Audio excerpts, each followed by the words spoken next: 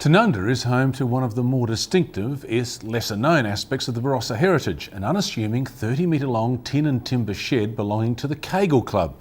Well, Kegeling is the ancient German sport of bowling, which has been going on in the valley for more than 150 years. And Simon Rell caught up with the Keglers for an evening's sport and entertainment.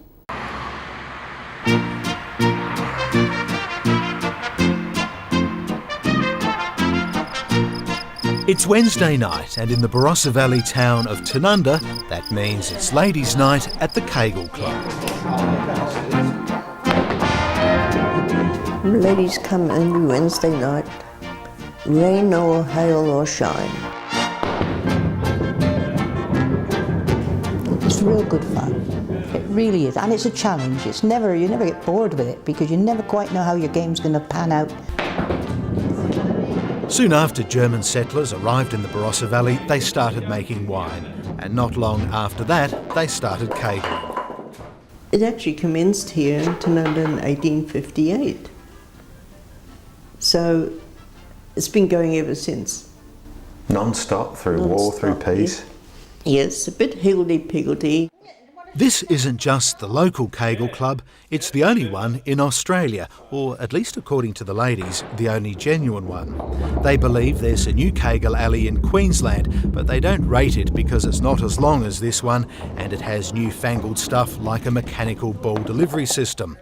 Kegeling is a part of the distinctive Barossa Deutsch culture and language that grew up in the valley, and many residents, like James Lindner, started out in life picking up kegels.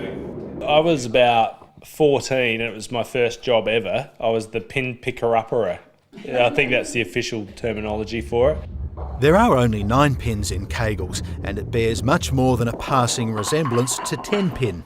Betty Nicolai says German immigrants also took the game to America, where gambling on it became such a problem, authorities banned kegeling.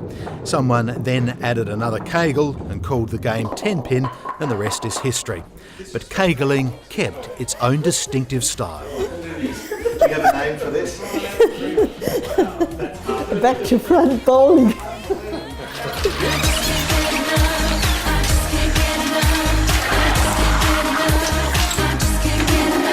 And the game also kept a unique scoring system. I didn't make up the scoring, you just go on what you were told. All the kegels down scores 24, but leaving the middle red one up scores 30, and leave the very front one up and the score is 60. Well, it's German, isn't it, really? In July, when we visited, they used the traditional wooden balls. For the rest of the year, they use modern 10-pin bowling balls. A poodle isn't a prissy French dog, it's a good Barossa Deutsch term for a lost point. There is no word in any language to describe a journalist kegeling.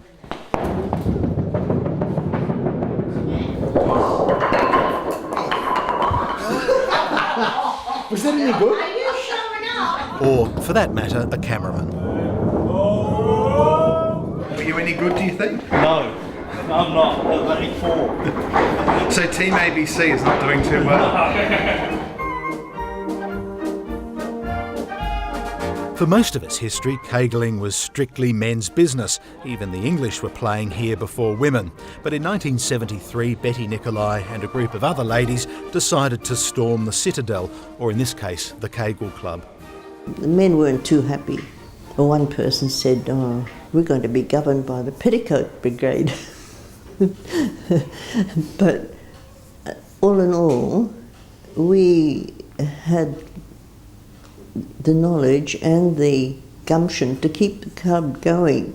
And when the men had control, they also had lots of misbehaving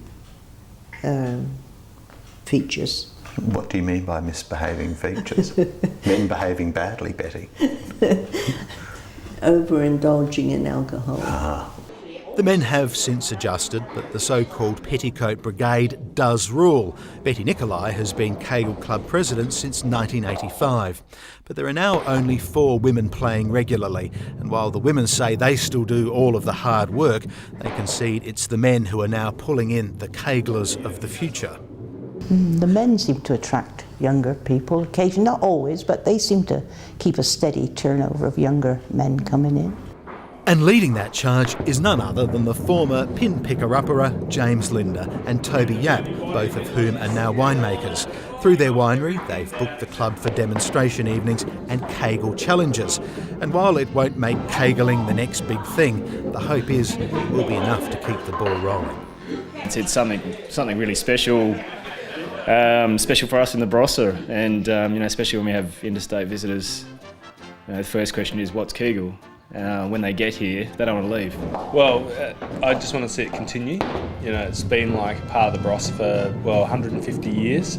It's something that I think when you come along to and you get involved with, and you have you throw the ball down and all that, it sort of, I don't know, it gets into your blood and you just love it. So, and the people that we've brought and introduced it to, they walk away and it's an experience that they take with them, and it keeps it alive for them forever. It's a memory for them for sure.